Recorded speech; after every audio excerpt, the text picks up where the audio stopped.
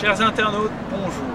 Je vous présente la troisième journée du meeting de Royal Ascot 2009 qui se déroule donc sur l'hippodrome d'Ascot, à l'ouest de Londres.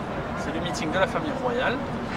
Alors la journée est absolument historique puisque Yeats, entraîné par Aidan O'Brien, vient de s'imposer pour la 4e fois consécutive. Alors l'objet de cette vidéo est de revenir particulièrement sur cet événement absolument historique. Alors je suis Harold Jeancial, votre consultant concernant les courses au galop, plat et obstacles, France, Angleterre et Irlande. Alors l'objet de cette vidéo, donc, outre vous exposer vraiment quoi est historique cette victoire, va chronologiquement reprendre ce qui s'est déroulé avant la course, les éditions passées de la Gold Cup avec les victoires de Yeats, et puis bien en amont de cela, Sagaro par le passé pour les Français, et puis bien entendu particulièrement un focus sur l'après-midi et la victoire de Yeats aujourd'hui, le jeudi 18 juin, et donc pour les Français un jour particulier. Alors voilà, tout d'abord ce cheval Yeats par Sadoswell est en front page du magazine officiel d'Ascot. Voilà, on attendait, il a performé. Alors, voici comment les choses se sont déroulées en termes de historique de la Gold Cup. C'est une course qui a débuté, dont la première édition est en 1807. Elle était associée à Ascot, donc voilà, comme la course qui figure encore aujourd'hui au programme et étant donc la plus ancienne, toujours entre guillemets en activité.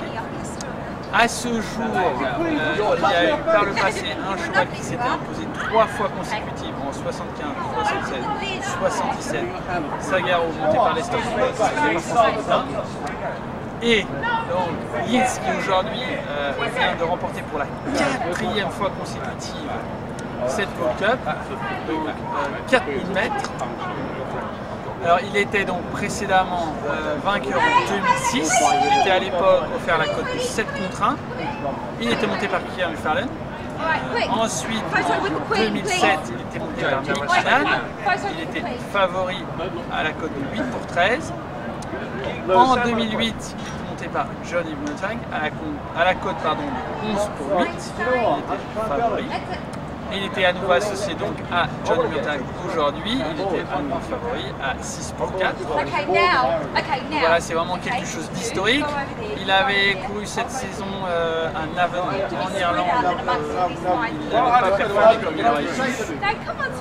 Les aspects du terrain plutôt lourds l'ont désavantagé.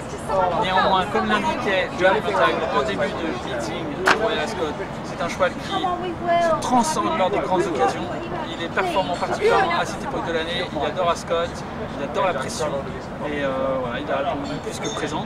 Donc il était toujours durant la course, comme on dit, in touch, il a été en 3e position et lors de la ligne droite, il s'est permis de envoler avec suivi par Pat Kay à 3 longueurs et demie. Qui est entraîné par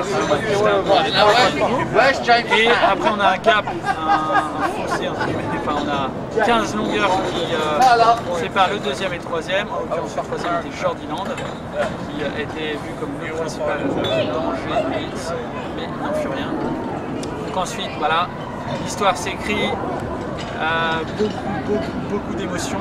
On est jeudi 18, la 3e journée de course. Cette journée est dédiée aux femmes, c'est Ladies Day.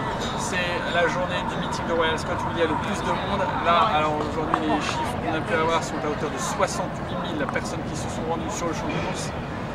Il faisait beau lors de la Gold Cup qui a eu lieu à 3h45 heure locale.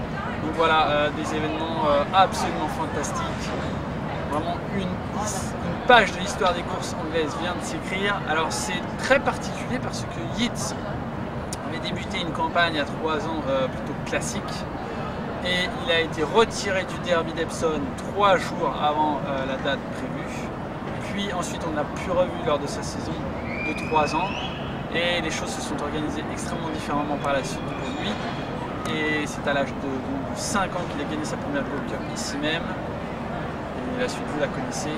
Alors qu'on peut dire que s'il n'avait pas été blessé et retiré du Derby d'Epsom, sa carrière a été tout autre et il sera probablement aujourd'hui l'étalon de mort. Enfin bon, alors néanmoins il va très certainement l'être très rapidement, plutôt pour la partie étalon d'obstacle.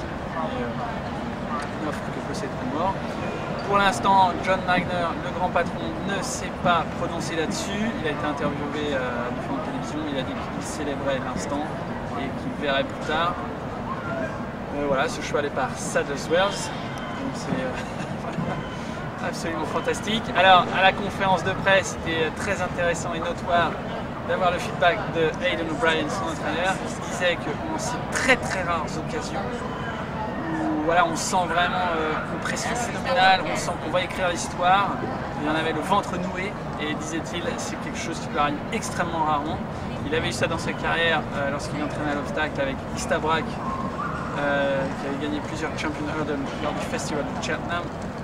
Et là, voilà, il était absolument admiratif de la façon dont Johnny Murtagh a dû encaisser la pression, de monter le cheval. Voilà, c'était assez transparent de sa part. Et vraiment, quand il s'exprimait, on sentait, ouais, on avait une idée assez claire du nœud à l'estomac qu'il devait avoir toute la matinée. Donc, fantastique victoire pour toute l'équipe. Et Aidan O'Brien a vu quelques heures plus tard son fils Joseph monter dans un handicap lors de la dernière épreuve aujourd'hui à 5h30. Donc son fils a fini plutôt en queue de peloton. C'était sa première monte à Royal Ascot. Il était un cheval appartenant à Mike Tabor. Donc voilà, que peut-on demander mieux? Il y a Aidan O'Brien qui a réussi quelque chose d'absolument fantastique avec ce choix de Leeds, ensuite avec Johnny Murtagh et toute l'équipe de Coolmore, et en plus avoir son propre fils Joseph qui monte en course à 16 ans à Royal Ascot. Ouais, voilà, c'est absolument un rêve qui devient réalité. Donc si vous pouvez regarder à nouveau sur internet la Gold Cup, ça vaut vraiment le coup. Une page de l'histoire anglaise s'est écrite aujourd'hui et une seconde même, figurez-vous, parce que nous avons eu l'inauguration d'un champ de course au Pays de Galles dédié au plat et à l'obstacle qui s'appelle Fouslas, WFOS, plus loin LAS. On avait vu l'année dernière Great Leys à côté de l'aéroport de Stansted voir le jour. C'est un hippodrome qui est dédié aux courses, enfin qui a une piste tout le temps, donc à contrario de Fouslas. Néanmoins, nous souhaitons un bien meilleur futur à ce champ de course car Great Leys est dans grande difficulté financière. Voilà.